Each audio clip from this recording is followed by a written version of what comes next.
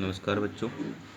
Class seventh की शारीरिक शिक्षा की बुक में ये हमारा चौथा चैप्टर स्टार्ट होगा आज इस वीडियो में। इसका है नाम प्राथमिक चिकित्सा। तो इसको पढ़ेंगे आज इस वीडियो में हम। तो देखते हैं इसको। प्राथमिक चिकित्सा का तात्पर्य उस चिकित्सा या उपचार से है जो दुर्घटना हो जाने पर डॉक्टर के आने के पूर्व रोगी को दी जाती है। यानी कि जब कभी भी जो है कोई छोटी दुर्घटना या जो है कोई घटना हो जाती है किसी व्यक्ति के साथ, तो उसकी चिकित्सा जो है डॉक्टर के आने से पहले जो उस रोगी के साथ की जाती है या रोगी को दी जाती है, तो उसे जो है प्राथमिक चिकित्सा कहा जाता है। ठीक है। चोट लगना अन्य सामान्य घटनाओं की ही भांति है। प्रायः खेलते, काम करते, सड़क पर चलते या अन्य किसी प्रकार से दुर्घटना हो सकती है। कभी कभी मोच आना, हड्डी खिसकना, हड्डी टूटना, खून बहना, जहरीले जीव जंतुओं का काटना जैसे अनेक दुर्घटनाएं हो जाती हैं। ठीक है। इससे लोगों को अनेक कष्टों व परेशानी का सामना करना पड़ता है। ऐसी अवस्था में यदि डॉक्टर की सहायता तुरंत नहीं मिले तो रोगी की जान भी जा सकती है। ठीक है। कई ऐसी जो है परिस्थितियाँ आ जाती हैं दुर्घटनाओं के कारण। तो ऐसी स्थिति में प्राथमिक चिकित्सा ज्ञान किसी व्यक्ति की जीवन की रक्षा कर सकता है। तो प्राथमिक चिकित्सा का ज्ञान जो है, जब तक कि उसको डॉक्टर के पास ले जा सके, तो उसका ज्ञान जो है व्यक्ति को होना चाहिए। तत्कालीन व्यवस्था ही प्राथमिक उपचार या प्राथमिक चिकित्सा कहलाती है। तो उस समय जो तुरंत जो उपचार किया जाता है उसे ही जो है प्राथमिक चिकित्सा कहते हैं। और इसके जो है मुख्य उद्देश्य क्या हैं, देखते हैं इनको। प्राथमिक चिकित्सा का पहला कार्य है कि रोगी के रोग व उसके दर्द को रोकना। यदि संभव हो तो उसके दर्द और तकलीफ को न्यूनतम स्थिति में लाने का प्रयास करना चाहिए। ठीक है। तो ये पहला उद्देश्य है प्राथमिक चिकित्सा का। दूसरा है खून बहना, जैसे कटना या जहरीली जीव काटने पर। इस प्रकार की कुछ आकस्मिक घटनाओं की स्थिति में रोगी पर तुरंत ध्यान देना चाहिए ताकि खून बहना बंद हो जाए। या कटा हुआ है तो उसको किस तरह से हम जो है तो खून वहाँ से रोकें। तीसरा, आकस्मिक दुर्घटनाओं में छोटी व सामान्य चोट इत्यादि को छोड़कर डॉक्टर की सलाह व इलाज अवश्य लेना चाहिए। डॉक्टर के आने तक रोगी की देखभाल करनी चाहिए। यदि समझ में ना आए तो रोगी को छूना नहीं चाहिए, इससे उसकी तकलीफ और बढ़ सकती है।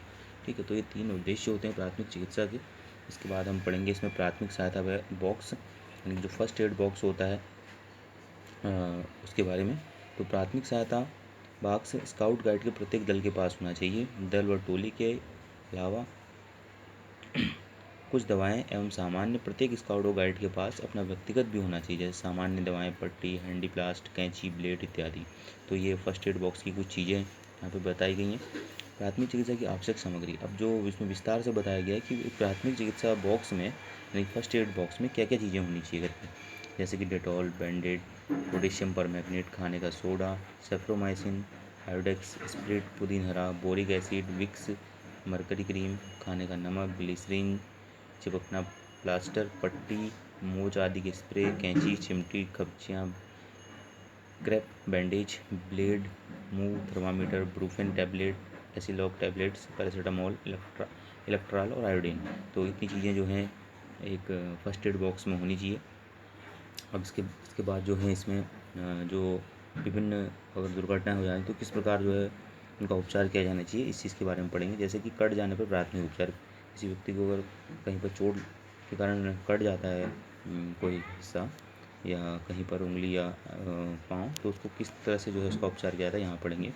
कटना एक सामान्य घटना है। किसी धारदार वस्तु से काम करते समय अथवा अन्य किसी कारण से कट जाने, खरोंच लग जाने से हाथ या शरीर के किसी भाग की त्वचा कट जाती है अथवा त्वचा छिल जाती है। काटने वाले वस्तु की धार में कुछ हानिकारक जीवाणु भी हो सकते हैं। यदि ये जीवाणु शरीर में प्रवेश कर जाते हैं तो यह शरीर के लिए हानिकारक हो सकते हैं। ठीक है। और रोगी को कठिनाई का सामना करना पड़ सकता है। इसको रोकने के लिए सर्वोत्तम घाव की सफाई की ओर विशेष ध्यान देना चाहिए, जिस वस्तु से हम घाव को छूते हैं वह बिल्कुल साफ़ होनी चाहिए। हमारे हाथ और नाखून पूरी तरह से साफ़ होने चाहिए। घाव पर जो है डेटॉल युक्त पानी या उबाल कर ठंडा किया हुआ पानी का प्रयोग कर से उस घाव को साफ़ करना चाहिए। ठीक है। और निम्नलिखित बातों का जो है ध्यान रखना चाहिए। पहले खून के बहने को बंद करना, यानी कि जब हम किसी भी जो है उंगली या किसी शरीर के हाथ या पाँव के कट जाता है तो उसके हमको सबसे पहले ध्यान देना चाहिए कि उस जगह से जो है खून आना बंद हो जाए। घाव को साफ़ करना। तीसरा, घाव को जहरीला होने से रोकना। ठीक है। तीसरा जो है घायल अंग को आवश्यकतानुसार सहारा देना। और सदमा होने पर उपचार करना, यानी कि थोड़ा ज़्यादा कट गया हो तो उसका फिर डॉक्टर के पास ले जा करके इलाज करवाना। ठीक है। फिर अगला जो दुर्घटना हो सकती है वह जलना या झुलसना। ठीक है। जलना या झुलसना दोनों ही स्थितियाँ बहुत कष्टदायक होती हैं। ठीक है। यदि किसी वस्तु गर्म वस्तु, आग, तेजाब या गर्म लोहा इत्यादि शरीर से किसी भाग का संपर्क होता है तो वह भाग जल जाता है अथवा झुलस जाता है। ऐसी अवस्था में हम कहते हैं कि जल गया या झुलस गया। किसी गर्म पदार्थ के शरीर पर गिरने की अवस्था में शरीर झुलस जाता है, इससे त्वचा पर फफोले पड़ जाते हैं, इस दिशा में शरीर को काफ़ी दर्द होता है। ठीक है।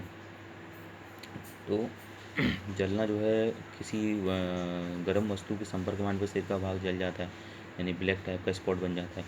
लेकिन कोई गर्म पदार्थ जो है अगर शरीर पर पड़ता है तो शरीर पर क्या हो जाता है, उससे फफोले पड़ जाते हैं। ठीक है।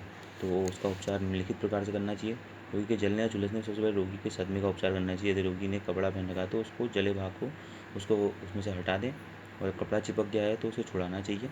इसमें कैंची का उपयोग करना चाहिए। उसे जितना बाहर काटा जा सकता है उसको जो है आसानी से काट कर अलग कर देना चाहिए। और शरीर का जो भाग जला है उसे हवा से बचाना चाहिए।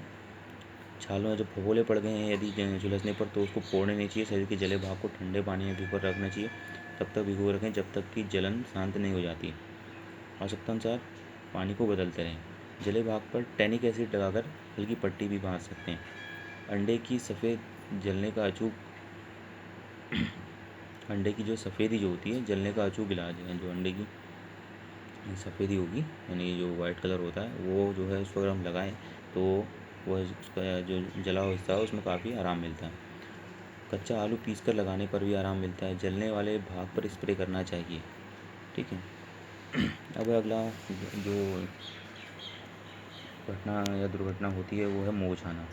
ठीक है। शरीर में हड्डियों को अपने स्थान पर ही रखने के लिए प्रकृति ने उन्हें जोड़ों पर तंतुओं द्वारा कस रखा है।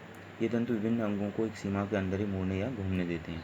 ठीक है। हमारे शरीर जो है विभिन्न तंतुओं से जो उनकी हड्डियाँ वो जुड़ी हुई हैं। यदि अचानक जो है कभी पैर का पंजा या हाथ, कोहनी या जो है कलाई ये मुड़ जाती है तो जो जोड़ टूट जाते हैं, जिससे क्या होता है, मोच आना कहते हैं। और ये उसमें बहुत पीड़ा होती है। और मोच आने पर जोड़ और उसके आसपास की मांसपेशियों में बहुत दर्द होता है और सूजन आ जाती है। और जो है अगर ज़्यादा ही मोच आई हुई है तो वह भाग नीला पड़ जाता है। ठीक है। अब इसका उपचार किस तरह करना चाहिए। मोच आए स्थान पर गर्म या ठंडे पानी की पट्टियाँ बारी बारी से 5-5 मिनट रखें, तो इस तरह इसका हम इलाज कर सकते हैं। ठीक है। अब हम जो ये अगला एक रोग है इसको हम अपनी अगली वीडियो में पढ़ेंगे। ठीक है। यहाँ से